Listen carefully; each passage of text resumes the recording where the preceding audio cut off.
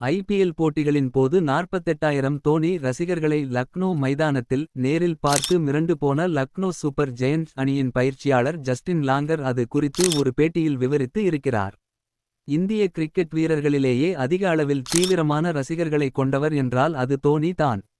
2023 IPL தொடரிலும் Dhoni ரசிகர்களின் ஆதிக்கமே அதிகமாக இருந்தது. தோனி இடம் பெற்றிருக்கும் சென்னை சூப்பர் கிங்ஸ் அணி ஆடும் போட்டிகளில் எல்லாம் அந்த அணியின் மஞ்சள் நிற உடை அணிந்து, அதிலும் தோனியின் 7ஆம் எண் கொண்ட உடை அணிந்த ரசிகர்கள் மைதானம் முழுவதும் நிறைந்திருந்தனர்.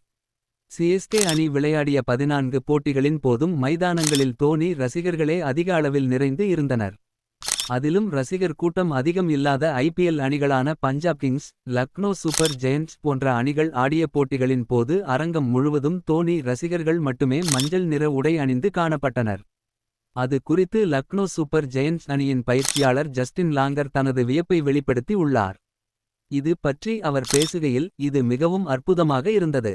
நான் முதலில் இது பற்றி கேள்விப்பட்டிருக்கிறேன்.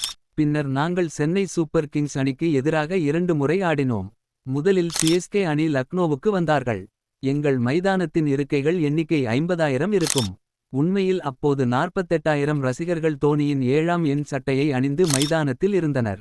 அதை என்னால் நம்பவே முடியவில்லை, என்றார். இப்படி ஒரு வீரர் சிஎஸ்கே டீமுக்கே தேவையே இல்லை. தோனி அதிரடி பேட்டி. யார் அந்த பெரிய வீரர்? மேலும் அதன் பின் நாங்கள் சென்னை சூப்பர் கிங்ஸ் அணியுடன் ஆட சென்னைக்கு சென்றோம்.